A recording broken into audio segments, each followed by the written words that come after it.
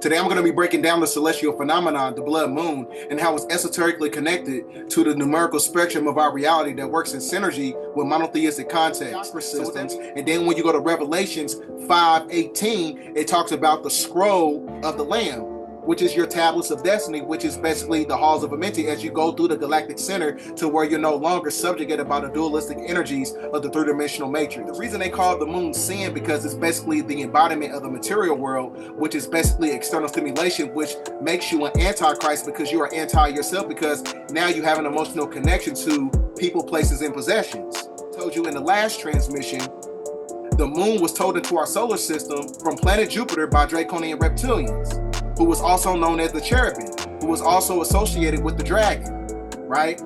The negative faction of the dragon, the Luciferian Anunnaki. So that's why the Anunnaki were believed to be descendants of An, which is basically the personification of Anu, which is basically the abode of the Most High, which is basically the embodiment of the magnetosphere, the god of the heavens, and Ki, because Ki means Kai means planet Earth. When you see that little G in the Freemasonic symbol, G is a representation of geometry. The prefix of the word geometry is Geo. Geo is translated to Ki, which is QI, which is Chi. So that's why they call it. The primary reason why the oligarchy, the plutocracy, the elites eat mermaids is because it contains the elixir of immortality.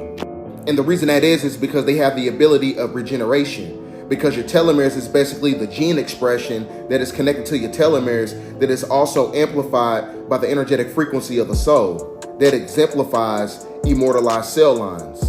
Now, when you understand immortalization transformation, the genetic format of a starfish is connected to the same physiology of the carbonated people on the planet who are your so-called black people, because our physiology is made up of 95% star dust. Now, you got to read this book right here by Bobby Hemmett called Melanin People, because it basically exemplifies the fact that the European establishment, they used to eat so-called black people to absorb their energy and their power.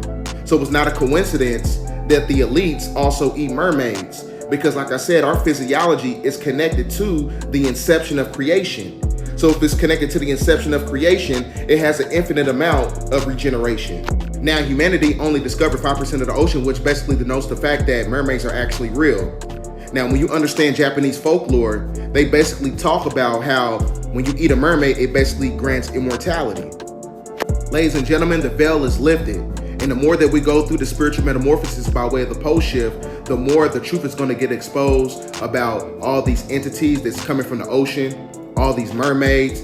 You're going to see a lot of things that's going to be taking place within the factors of the year of 2025. Because like I said, this is the 9 years, so everything has to be revealed.